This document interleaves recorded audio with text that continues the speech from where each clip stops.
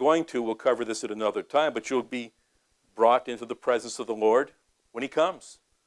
We talk about this sometimes as the R&R, the rapture and resurrection, but that's for another time. So you'll win anyway. But if you endure, you get to be saved by the appearance of his coming. Wouldn't that be awesome? It says, "And this gospel of the kingdom shall be preached in all the world for a witness unto all nations, and then shall the end come." So another feature during this time of difficulty will be in all of this, the Lord will grant mercy by the gospel being preached. In other words, there will be people hearing the gospel, people getting saved, even during the 7-year period of time. They're going to be given a chance. How will that be accomplished? Numerous ways, I'm sure. We have technology, we have people that'll go, we have materials that are being left behind, and every other kind of thing that will be left in key places. I mean, you know what? Sometimes you wonder, what will happen to all the ministries that have DVDs and tapes and all these kind of things? Look how easy it is right now. Anywhere on planet Earth, someone can log in on their computer. They can watch this message on their computer, including pictures and audio. Anywhere in the world now. Incredible. With a click of a mouse. Not too bad. So the gospel of the kingdom will be featured, and it will not be withdrawn during that time. Now we get to something very key. Verse 15. "When ye therefore shall see the abomination of desolation spoken of by Daniel the prophet stand in the holy place, whoso readeth, let him understand." Now this becomes the key to it all. You see, warfare is kind of hard to tell. Am I in the final 7 years because there's a lot of warfare? Can't tell too well. A lot of famine, a lot of disease, a lot of pestilence, a lot of earthquakes. Can I tell if I'm in the final 7-year period of time? Maybe a little bit difficult. Persecution. There's been waves of persecution throughout history. Can I tell if I'm in the final 7 years by that and that alone? A little difficult. But this one thing is unmistakable beyond a doubt.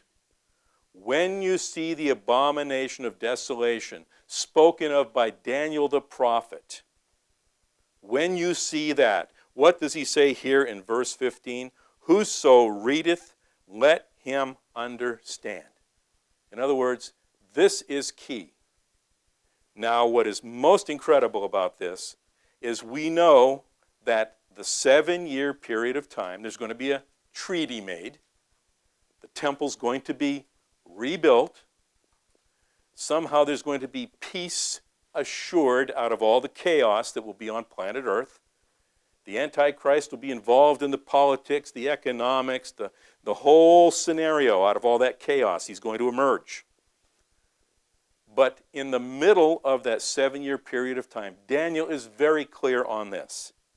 The Antichrist will cause all that temple business that they have back at that rebuilt temple, the sacrifices, the activities of the priesthood, etc., all that has been restored, the Antichrist will stop.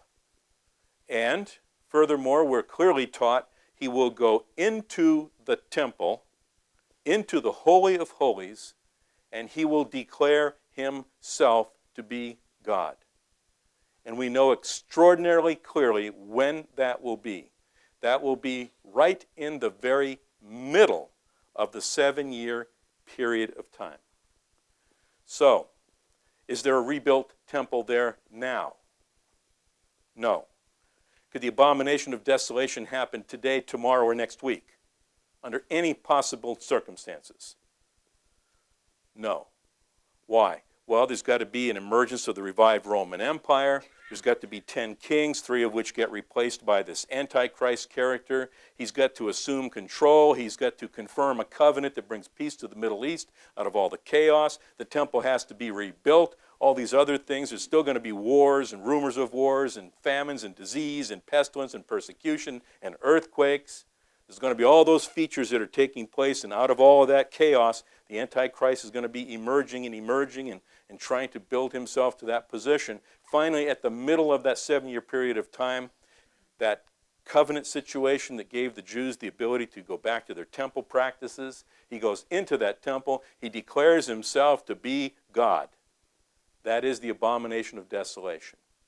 So you haven't seen that yet, have you? Now, how long will he have his version of success? How much more time is left on the clock? If we have a 7-year period of time, he does this at the midpoint. How much time do we have? 3.5 years. How long is he going to reign, it says in the scripture? We saw at least 2 locations today. A time, times and a half a time, 3.5 years, 42 months, 3.5 years. So he's got 3.5 years. Now, what will he do during those 3.5 years? I'm not going to give you everything right now, but one of the key things is he's going to cause people to take that 666 mark, whatever that is, so that you can't buy, trade, or sell without it. So that means you today do not have to worry about that mark of the beast. Have fun trying to figure it out. I am confident when the time comes, it will become evident. Right now, have fun. Read books, go to the internet, come up with your own theories. Good luck to you. But I got news for you. Nobody is going to have to worry about that until the midpoint of that final 7-year period. So rest assured, you know, when Visa sends you that strange-looking Visa card, and someone says to you, you know that Visa stands for 666? VI is 6 in Roman numerals, S is 6 in what, I don't know, Babylonian, and A is 6 in what, Chaldean or something? I don't know. 666 on my Visa card. I don't want to use my Visa card. Listen, don't use your Visa card too much anyway, but that is not the 666, okay? Now, is it kind of a precursor? Is it kind of a hint of things to come? I tend to think so. You know, it's amazing how little things seem to pop up like that. I mean, how did they get that name, Visa? And is it just a coincidence that it is a 666? And when barcodes came out, remember when barcodes came out? Whoa, that's the mark of the beast. And there are books out there, I probably have several on my bookshelf in there, that describe how those little scribe marks and all that, they kind of are offset by these little scribes that define the different zones there. That one actually is a 6, that one is a 6, and that one is a 6, and then the codes in between them are the product numbers and all that. Whoa, there you go, barcodes. Don't take the barcode. Well, listen, until you see the abomination of desolation spoken of by Daniel the prophet, cool your heels. You're okay, at least as far as that goes. So this becomes a key thing. So you see in the past when people thought, wow, this looks like it could be the end time scenario. There's wars, disease, pestilence, and people looked at that.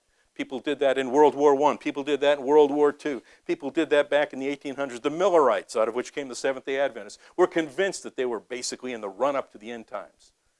And other people as well thought this. None of them saw a rebuilt temple. None of them saw the abomination of desolation spoken of by Daniel the prophets. And anybody that thought they were in the end times prior to 1948 was missing an incredible key piece to the whole thing, and that is the nation of Israel itself. Certainly, if the nation of Israel wasn't back in the land, there certainly was not going to be a peace treaty to give them a temple, you know, and any of these things wouldn't have happened. Okay, so what happens then? The abomination of desolation spoken of by Daniel the prophet. Verse 15. Verse 16. Then let them which be in Judea flee into the mountains. What if you are in Poughkeepsie?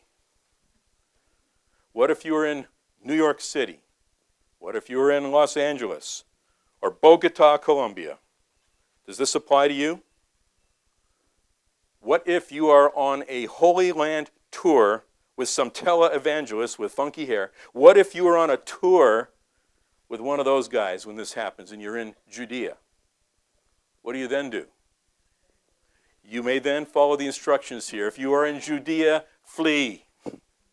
Flee. Flee into the mountains. Let him which is on the housetop not come down to take anything out of his house. Neither let him which is in the field turn or return back to take his clothes. And woe unto them that are with child, and to them that give suck in those days. Why? Hard to travel that way. But pray ye that your flight be not in the winter. Why? Hard to get around when it's cold.